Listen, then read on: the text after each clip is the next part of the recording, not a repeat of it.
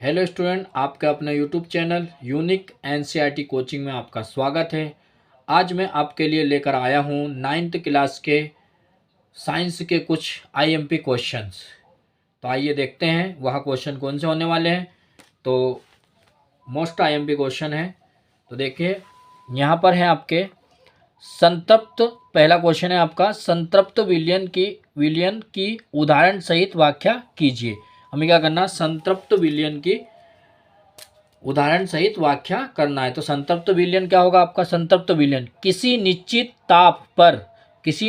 ताप पर ऐसा विलयन जिसमें और अधिक विलयन ना घोला जा सकता हो उसे ही संतृप्त विलयन कहते हैं। क्या होगा कि किसी भी निश्चित ताप, जो ताप होता है आपका गर्म करना, मतलब जो भी गर्म करना होता है, एक निश्चित ताप बना के रखना, हमें संतुलन बना के रखना है। ठीक है, तो किसी निश्चित ताप पर ऐसा विलयन जिसमें और अधिक विलयन ना घोला जा सके।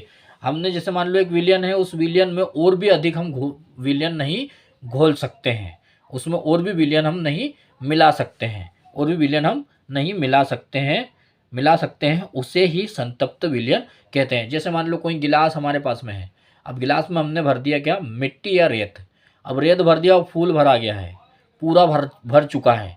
भरने के बाद में उसमें हम और मिट्टी या रेत नहीं मिला सकते, उसको हम क्या कहेंगे कि वह एक संतृप्त विलयन है, मतलब वो संतुष्ट हो चुका है। ठीक है, संतृप्त विलयन हो गया है, उसको हम संतृप्त विलयन कहते हैं। जैसे इसमें लिखा हुआ, किसी निश्चित ताप पर ऐसा विलयन जिसमें और अधिक विलयन ना घोला जा सकता हो उसे ही संतृप्त विलयन कहते हैं। आपका उदाहरण देखिए, उदाहरण है जल में नमक का 25 डिग्री सेल्सियस पर घुलना।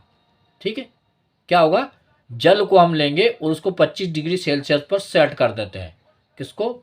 जिससे भी हम गैस वगैरह को 25 डिग्री सेल्सियस पर सेट कर देते हैं और उसमें नमक डाल देते हैं, तो वो घुल जाता है, तो उसी को हम क्या कहेंगे, संतृप्त विलयन कहते हैं। ठीक है, तो अगला क्वेश्चन देखिए, इसके बाद में अगला क्वेश्चन आपका है,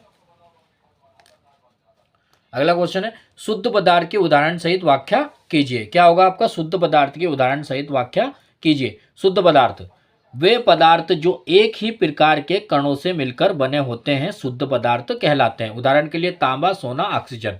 क्या होगा? जो पदार्थ आपके एक ही पदार्थ के कणों से मिलकर बनते हैं, एक ही पदार्थ के कणों से मिलकर बने होते हैं, उसे हम शुद्ध पदार्थ कहते हैं। जैसे मान लो हम किसी प्रकार से आपका तांबा है, तो उसमें तांबा ही मिलाएंगे तो वो एक शुद्ध पदार्थ हो जाता है। तांबे में अगर मान लो हमने लोहा मिला दिया तो वो एक शुद्ध पदार्थ नहीं होता, क्योंकि उसमें दो प्रकार के धातुएं आ जाती है, इसलिए वो शुद्ध पदार्थ नहीं होगा। तो इसकी श्रेणी में क्यों कौन कौन से आते हैं आपके? एक तांबा आता है, सोना आता है और ऑक्सीजन आता है। प्योर ऑक्सीजन आप लेते हो तभी जाके आप जिंदे होते हो। सोना हम लेते हैं, इसके बाद तांबा भी हम लोग यूज करते हैं। अगला क्वेश्चन देखें,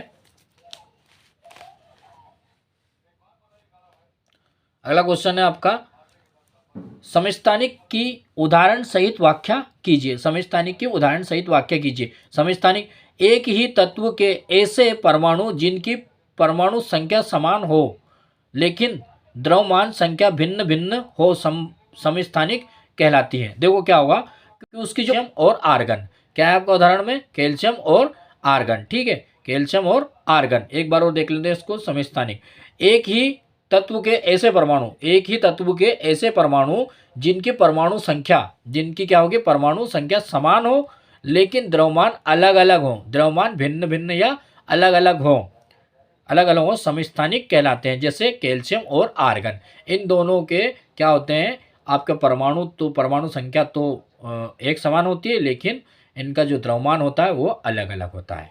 ठीक है, तो फिर मिलते हैं अगले वीडियो में। वीडियो अच्छा लगा हो तो लाइक करें और चैनल को सब्सक्राइब करें। तो बने रहें यूनिक एनसीईआरटी कोचिंग के साथ। धन्यवाद।